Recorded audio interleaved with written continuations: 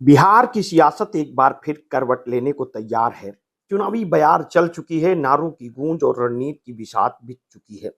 इस बीच आरजेडी ने लगभग अपनी 44 सीटों पर संभावित उम्मीदवारों की सूची तय कर ली है। यह सिर्फ एक सूची नहीं बल्कि 2025 के चुनावी रण का रोड मैप है। तेजस्वी यादव की टीम अब ये दिखाना चाहती है कि बदलाव की राजनीति सिर्फ भाषणों तक सीमित नहीं, बल्कि उम्मीदवार चयन के जरिए भी उसका ठोस चेहरा दिखेगा।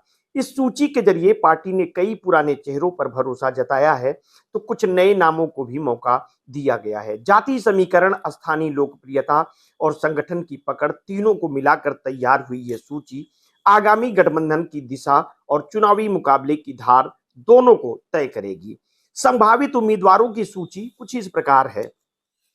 मुंगेर से अवनीश कुमार विद्यार्थी, महिषी से गौतम कृष्णा, झाझा से राजेंद्र प्रसाद, उजियारपुर से आलोक कुमार मेहता, मुरवा से रणदीप विजय साहू, समस्तीपुर से अख्तरुल इस्लाम शाहीन, महुआ से मुकेश रोशन, धौरैया से भूदेव चौधरी, शेखपुरा से विजय कुमार, संदेश से किरण देवी, शाहपुर से राहुल तिवारी, ब्रह्मपुर से शंभुनाथ यादव।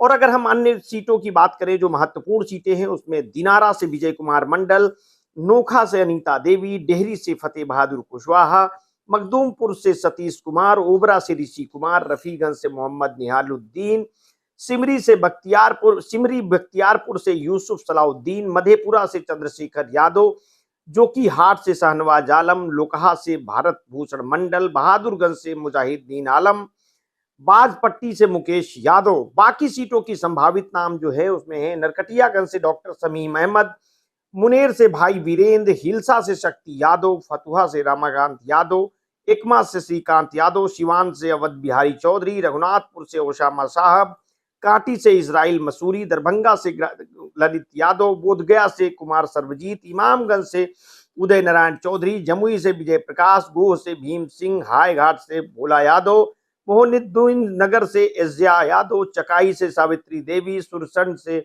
सैयद अबू दुजाना, राघोपुर तेजस्वी यादव, फूलपुर पर पातेपुर से शिवचरण राम और मढ़ौरा से जितेंद्र कुमार राय।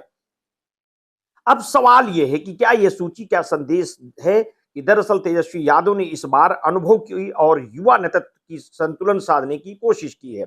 कई पुराने चेहरे जैसे भाई बीरेंद्र, ललित यादव और सैयद अबू दुजाना संगठन की जमीनी मजबूती को का प्रतीक माने जाते हैं, जबकि शाहनवाज आलम, ओसामा साहब या भरत भूषण मंडल जैसे युवा उम्मीदवार नई राजनीति की ऊर्जा लाने वाले चेहरे हैं। जातीय समीकरण पर अगर नजर डालें तो यादव, मुस्लिम और दलित प्रतिनिधित्व का अनुपात संतुलित है। आरजेडी का पारंपरिक एमवाई समीकरण इस सूची में बरकरार है, लेकिन साथ ही कुशवाहा, पासवान, भूमिहार समुदाय के उम्मीदवारों को भी जगह देकर पार्टी ने गठबंधन के भीतर के संदेश को भी मजबूत किया है। यह भी दिलचस्प है कि आरजेडी ने इस सूची में कई ऐसे प्रत्याशियों को चुना है जो अपने इलाके में सामाजिक कार्यों के कारण लोकप्रिय हैं, न कि केवल जातीय पहचान के कारण। यही वो बदलाव है जिसकी बात तेजस्वी पिछले 2 सालों से लगातार कर रहे हैं।